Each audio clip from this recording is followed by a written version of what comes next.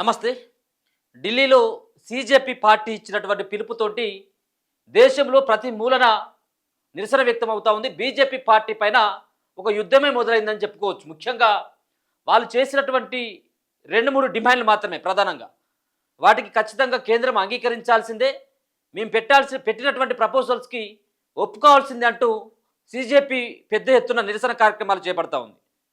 So ఒక పక్కన ఢిల్లీలో ఉన్నటువంటి జంతర్ మంతర్ దగ్గరికి వేలాది మంది సీజేపీ పార్టీ మద్దతుదారులు కావచ్చు, సో బీజేపీ పార్టీకి వ్యతిరేకంగా ఉన్నటువంటి వాళ్ళు కావచ్చు, సో పేపర్ లీకేజీతోటి వాళ్ళ జీవితాలు ఆగమైనటువంటి వాళ్ళు కావచ్చు, వీళ్ళంతా ఢిల్లీకి రావడం జరిగింది. ఢిల్లీలోనే తిష్టా వేసి పోలీసులు కొట్టిన బాష్పవాయువులు ప్రయోగాలు చేసినప్పటికీ, బాంబుల మూతలతో దద్దరిల్లినప్పటికీ సీజేపీ పార్టీ సంబంధించినటువంటి వాళ్ళంతా కూడా ఎక్కడ కూడా కదలట్లేదు. వాళ్ళు అక్కడే జంతర్ మంతర్లోనే తింటా ఉన్నారు, అక్కడే పడుకుంటా ఉన్నారు, అక్కడే నిరసన వ్యక్తం చేస్తూ ఉన్నారు. చాలామంది వాళ్ళకి ఫుడ్ డొనేట్ చేస్తూ ఉన్నారు. వాళ్ళు చేసేటువంటి నిరసనకి చాలామంది మద్దతు తెలుపుతున్నటువంటి పరిస్థితి కనబడతా ఉన్నది. వాళ్ళు గొంతమ్మ కోరికలు కోరట్లేదు, వాళ్ళ స్వార్థ ప్రయోజనాల కోసం రోడ్డెక్కినటువంటిది అసలే లేదు.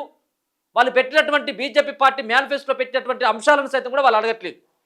కేవలం ఇటీవల జరిగినటువంటి పరిణామాల పట్ల బీజేపీ పార్టీ చర్యలు తీసుకోవాలి, దాని పట్ల ఆలోచించాలని చెప్పేసి వాళ్ళు విజ్ఞప్తులు చేస్తూ ఉన్నారు. దరిదాపుగా 25 లక్షల మంది రాసినటువంటి నీట్ పరీక్ష ఏదైతే ఉందో దాంట్లో ఈ పేపర్ లీకేజీలకు సంబంధించినటువంటి అంశంలో బాధ్యత వహిస్తూ కేంద్ర విద్యాశాఖ మంత్రి అయినటువంటి ధర్మేంద్ర ప్రధాన్ రాజీనామా చేయాలి. ఎవరైతే దీంట్లో మనస్తాపం చెంది ఈ నీట్ పేపర్ లీకేజ్ తర్వాత చనిపోయినటువంటి దరిదాపుగా 22 మందికి ₹1 కోటి చొప్పున పరిహారం అందించాలి. అలాగే వాంగ్చుంగ్ ఎవరైతే ఉన్నారో ఆయన తక్షణం విడుదల చేయాలన్నటువంటి డిమాండ్. వీటికి కేంద్రం ఎక్కడ కూడా ఒప్పుకోవట్లేదు. నిన్న నడ్డా గారు, బీజేపీ పార్టీకి సంబంధించినటువంటి నడ్డా నిన్న చర్చలు జరిపారు. మొదటి విడతగా చర్చలు జరపడం జరిగింది. సో కానీ చర్చలు సఫలం కాలేదు. వాళ్ళ దగ్గర నుంచి ఒక వినతి పత్రం తీసుకున్నాడు, దానిపైన ఆలోచిస్తామని చెప్పేసి అన్నాడు. ఈసారి 2వ విడతకు సంబంధించినటువంటి చర్చలు జరిపేందుకు నేను సంసిద్ధంగా ఉన్నాను, మీరు రాండి అని చెప్పేసి పోలీసులతోటి అధికారులతోటి సీజేపీ చేస్తున్నటువంటి ఏదైతే జంతర్ మంతర్ దగ్గరికి పంపించడం జరిగింది. కొంతమందిని వాళ్ళు సీజేపీ పార్టీకి సంబంధించినటువంటి అధికార ప్రతినిధులతోటి చర్చలు జరపడం జరిగింది. జేపీ నడ్డా మీతో పాటు చర్చలు జరిపేందుకు సంసిద్ధంగా ఉన్నాడు, మీరు రాండి అని చెప్పేసి కోరితే ఇక్కడ ఉన్నటువంటి సీజేపీ పార్టీకి సంబంధించినటువంటి అధికార ప్రతినిధి అయినటువంటి సౌరవ్ దాస్ ఎవరైతే ఉన్నారో సౌరవ్ దాస్ క్లియర్ కట్గా చెప్పేసిండు, మేము వచ్చేదే లేదు, అవసరం ఏది ఉంటే మీరే రాండి అని చెప్పేసి అన్నాడు. మేము రాము, మీ సంబంధించినటువంటి ఈ పెద్ద పెద్ద బిల్డింగ్లలోకి వచ్చి మేము మీతో చర్చలు జరిపేటువంటి అవకాశమే లేదు, మీరే మా దగ్గరికి వచ్చి చర్చలు జరపండి అని చెప్పేసి కరాఖండిగా చెప్పిండు. అంటే వాళ్ళపైన వాళ్ళకి ఎంతో నమ్మకం ఉంది, వాళ్ళు చేసేటువంటి ఉద్యమం పట్ల, వాళ్ళు చేసేటువంటి ఉద్యమం న్యాయంగా ఉంది అన్నటువంటి ఇది వాళ్ళందరికీ కూడా తెలుసు, యావత్తు ప్రజానికానికంతా కూడా తెలుసు. కాబట్టి మీరు ఇక్కడికి రాండి, ఇదే జంతర్ మంతర్ దగ్గరికి రాండి, మేము చర్చలు జరుపుతాం. ఒకవేళ మీ భద్రతకి ఏమైనా ప్రమాదం ఉందని చెప్పేసి భావించినట్టయితే ఉంటే ఇదే జంతర్ మంతర్ దగ్గర ఉన్నటువంటి ఒక తటస్థ వేదికను ఏర్పాటు చేయండి. తటస్థ వేదిక అంటే ఇదే జంతర్ మంతర్లో మీ దగ్గరికి వచ్చి 4 గోడల మధ్యలో మేము చర్చలు జరిపేటువంటి ఆస్కారం లేదు, అవకాశం కూడా లేదు. ఆ టైం ఎప్పుడో ముగిసిపోయింది. మేము ఎన్నో రోజులుగా ధర్నాలు చేస్తూ ఉన్నాం, విజ్ఞప్తులు చేస్తూ ఉన్నాం, మేము చేయనటువంటిది ఏది లేదు, అయినా కానీ మమ్మల్ని పరిగణలోకి తీసుకోలేదు. ఈరోజు మీరు రమ్మంటే 4 గోడల మధ్యలోకి వచ్చి మేము ఏ విధంగా ఈ సమస్యని మీరు సాల్వ్ చేస్తారంటే మేము ఏ విధంగా నమ్మాలి? మేము 4 గోడల మధ్యలోకి వచ్చి మీతో చర్చలు జరిపినట్టయితే ఉంటే యావత్ దేశానికే వేరే రకమైనటువంటి సంకేతాలు వెళ్తాయి. కాబట్టి తటస్థ వేదికనైనా ఏర్పాటు చేసేందుకు సంసిద్ధంగా మేమున్నాం, మీ భద్రతకు ఏ ప్రమాదం రాకుండా చూసుకునేటువంటి బాధ్యత మాది, మీరే మా దగ్గరకు వచ్చి చర్చలు జరపండి, వీటిని పరిష్కరించాలని చెప్పేసి వాళ్ళు కరాఖండిగా చెప్పేసి వెళ్ళిపోవడం జరిగింది. వాళ్ళు మొత్తానికి మరి చర్చలు సఫలమైతాయా? ఈరోజు మరి నడ్డా మరి ఇప్పటికే ఒంటెత్తు పోకడలకు పోయి వీళ్ళు ఏం చేస్తారులే బొద్దింకలు అని చెప్పేసి అనుకున్నారు, కానీ అవి బొద్దింకలు కాదు, అవి ఒక చీమల దండులా వస్తాయని చెప్పేసి ఎవరు కూడా ఊహించలేదు. చీమల దండెత్తితే ఏ విధంగానైతే విష సర్పాలు సైతం కూడా చచ్చిపోతాయో ఆ విధంగా ఇలా బొద్దింకల దండంతా కూడా ఢిల్లీ గడ్డ పైన ఒకేసారి దండెత్తితే మామూలు పరిణామం కాదు. ఢిల్లీలో ఉన్నటువంటి కుర్చీలు సైతం కూడా కదిలిపోయినాయి, పీఠాలు కదిలిపోయినాయి, పునాదులు సైతం కూడా కదిలిపోయినాయి. కాబట్టి ఇప్పుడు చర్చలకు సంసిద్ధమవుతా ఉన్నారు. మరి ఈ చర్చలలో మరి ధర్మేంద్ర ప్రధాన్ని రాజీనామా చేపిస్తారా, లేకపోయినట్టయితుంటే కేవలం వాళ్ళని సర్దుమణిగించేటువంటి ప్రయత్నం చేస్తే ఈ సీజేపీ పార్టీ వెనక్కి తగ్గుతుందా? ఎక్కడ కూడా తగ్గేటువంటి పరిస్థితి లేదు. ఇంత పెద్ద ఎత్తున భారీ మొత్తంలో మరి ఇంత పెద్దగా స్పందన వస్తుందని చెప్పేసి ఎవరు కూడా ఊహించలేదు. కానీ ఇటువంటి స్పందన దేశవ్యాప్తంగా మారుమూల ప్రాంతంలోకి వెళ్ళి కూడా ఒక మెసేజ్ నేను ఏదో చదివితే ఒక 65 ఏళ్ళ వ్యక్తి ఒక మెసేజ్ని నాకు 65 ఏళ్ళు ఉన్నాయి నాకు, కానీ మీరు చేసేటువంటి ఉద్యమంతో నేను టీవీలలో చూస్తూ ఉంటే నా గుండె తరుక్కుపోతుంది, నేను మీ ఉద్యమంలో పాల్గొనాలని చెప్పేసి నేను అనుకుంటున్నాను, కానీ నాకు ఏజ్ సహకరించట్లేదు అని చెప్పేసి మెసేజ్ పెట్టిండు. అంటే వాళ్ళు చేసేటువంటి ఉద్యమానికి ఏ విధంగా ఆ ఏజ్లో ఉన్నటువంటి వ్యక్తులు సైతం కూడా మద్దతు తెలుపుతాలో మనం దీన్ని బట్టి చూస్తేనే స్పష్టంగా అర్థమవుతా ఉన్నది. ఎన్నో పేపర్ లీకేజీలు, ఎంతోమంది జీవితాలు ఆగమైపోయినాయి, ఎంతోమంది జీవితాలు రోడ్డున పడ్డాయి, ఎన్నో ఏళ్ళుగా కష్టపడ్డటువంటి దానికి ఫలితం లేకుండా మారిపోయినటువంటి ఈ దుస్థితుల నేపథ్యంలో చాలామంది ఆత్మహత్యలు అయిపోయినాయి. 1 కాదు 2 కాదు 10ల సంఖ్యలో పేపర్ల లీకేజీలు 12 సంవత్సరాల కాలంలో. మరి ధర్మేంద్ర ప్రధాన్ ఈ ఇచ్చినటువంటి ఏదైతే నీట్ పేపర్ సంబంధించినటువంటి లీకేజీల వ్యవహారంలో బాధ్యత వహిస్తూ ఖచ్చితంగా ఆయనను రాజీనామాను చేపియాలని చెప్పేసి ప్రధానంగా డిమాండ్ వినపడతా ఉన్నది. కానీ బీజేపీ పార్టీ ఆ రకమైనటువంటి ప్రయత్నం చేస్తుందంటే చేయకపోవచ్చేమో.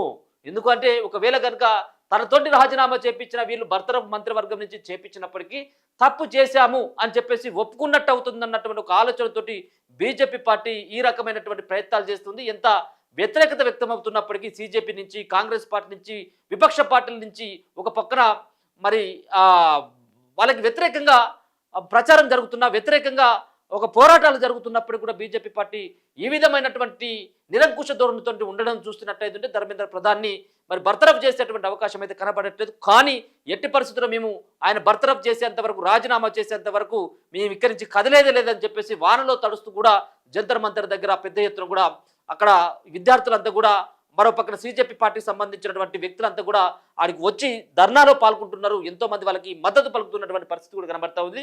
ఒకసారి నడ్డా సైతం కూడా వాళ్ళ దగ్గరికి పంపించిన తర్వాత వాళ్ళు ఏమని మాట్లాడాలో ఒకసారి విందాం. ఒకసారి నడ్డానే జంతర్ మంతర్కి వచ్చి చర్చించాలి, 2వ విడత చర్చల ఆహ్వానంపై సీజేపీ రియాక్షన్. సీజేపీతో 2వ విడత చర్చలకు జేపీ నడ్డా ఆహ్వానించడంపై సీజేపీ పార్టీ స్పందించింది. ప్రభుత్వం తమతో చర్చించాలంటే ప్రజల్లోకి రావాల్సిందేనని స్పష్టం చేసింది. కేంద్రంతో చర్చలకు మేము సిద్ధమేనని సీజేపీ పార్టీ మరోసారి స్పష్టం చేసింది. అయితే చర్చల కోసం తాము ఎవరి ఇంటికి వెళ్ళబోమని తెలిపింది. ఈ మేరకు ఇవాళ కాక్రోచ్ జనతా పార్టీ ప్రధాన అధికార ప్రతినిధి సౌరభ్ దాస్ మీడియాతో మాట్లాడుతూ 2వ విడత చర్చల కోసం ఇవాళ ఉదయం పోలీసులు మళ్ళీ మమ్మల్ని సంప్రదించారని చెప్పారు. కేంద్ర మంత్రి జేపీ నడ్డా మీతో మాట్లాడాలనుకుంటున్నారని చెప్పి ఆయన నివాసానికి రమ్మని ఆహ్వానించినట్లు తెలిపారు. కానీ ఈ ఆహ్వానాన్ని తాము స్పష్టంగా తిరస్కరించినట్లు సౌరభ్ దాస్ వెల్లడించారు. మేము ఎవరి ఇంటికి, ఎవరి ఆఫీసుకు వెళ్లేదే లేదని, కేంద్ర మంత్రులు, ప్రభుత్వం మాతో చర్చలు జరపాలంటే ఇకపై జంతర్ మంతర్ వద్దకు రావాల్సిందేనని స్పష్టం చేశారు. ఇక్కడ జనతా దర్బార్ జరుగుతుందని, ప్రజల ముందుకు వచ్చి చర్చలు జరపాలన్నారు. తటస్థ వేదికగా మేము రావడానికి సిద్ధంగా ఉన్నామని చెప్పేసి సౌరవ్ దాసు చెప్పడం జరిగింది.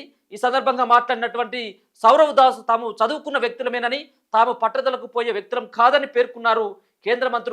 కేంద్ర మంత్రులు చర్చల కోసం జంతర్ మంతర్ వద్దకు వస్తే తమ భద్రతపై ఏదైనా ఆందోళన ఉంటే జంతర్ మంతర్ సమీపంలోని ఏదైనా తటస్థ అంటే న్యూట్రల్ వేదికగా సమావేశం అయ్యేందుకు మేము సిద్ధమన్నారు. ఈ విషయంలో కేంద్రం సమాధానం కోసం వేచి చూస్తున్నామని వెల్లడించారు. అలాగే మా డిమాండ్లను ఆమోదించే ఉద్దేశం ప్రభుత్వానికి ఉండాలని, అర్థం లేని చర్చల కోసం మమ్మల్ని పిలవడం వల్ల ఎలాంటి ఉపయోగం లేదన్నారు. మా సమయం చాలా విలువైనది, వేలాది మంది ప్రజలు ఇప్పటికీ ఈ నిరసనలో పాల్గొంటున్నారు, వారిని సమన్వయం చేసుకోవాల్సిన బాధ్యత కూడా మాపై ఉందని తెలిపారు. ప్రభుత్వం నిజంగా మాతో చర్చలు జరిపి ఉద్దేశం ఉందో లేదో ముందుగా స్పష్టం చేయాలని సౌరవ్ దాస్ డిమాండ్ చేయడం జరిగింది.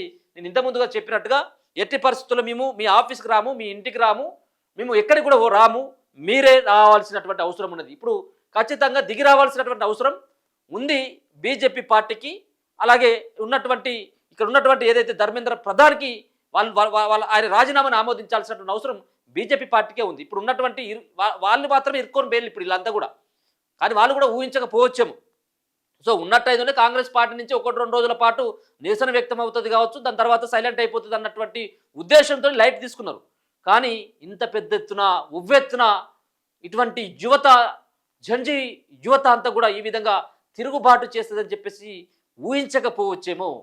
కానీ ఒక్కసారి యువత తలుచుకున్నట్టయితే, ఒక్కసారి వ్యతిరేకత వచ్చిన తర్వాత ఎవరైనప్పటికీ కూడా వాళ్ళు అంతం కావాల్సిందే. ఒక పక్కన రాజకీయంగా కావచ్చు, ఇంకొక రకంగానే కావచ్చు. ఎందుకంటే వాళ్ళకు జరిగినటువంటి అన్యాయం పైన నిలదీస్తున్నారు.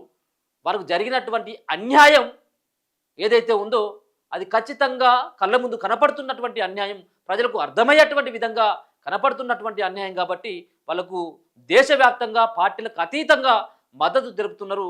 ఈరోజు రెండో దఫా చర్చల కోసం మేము రాము అని చెప్పేసి వాళ్ళు క్లియర్ కట్గా చెప్పడం జరిగింది. మరి ఈ చర్చలు ఈ రోజు వరకు మరి అయితాయా, రేపు అయితాయా, ఎప్పుడైతే అయితే ఏ విధంగా ఉంటుందని మనం భవిష్యత్తులో చూడాలి. చూస్తూనే ఉండండి మన తొలి వెలుగు.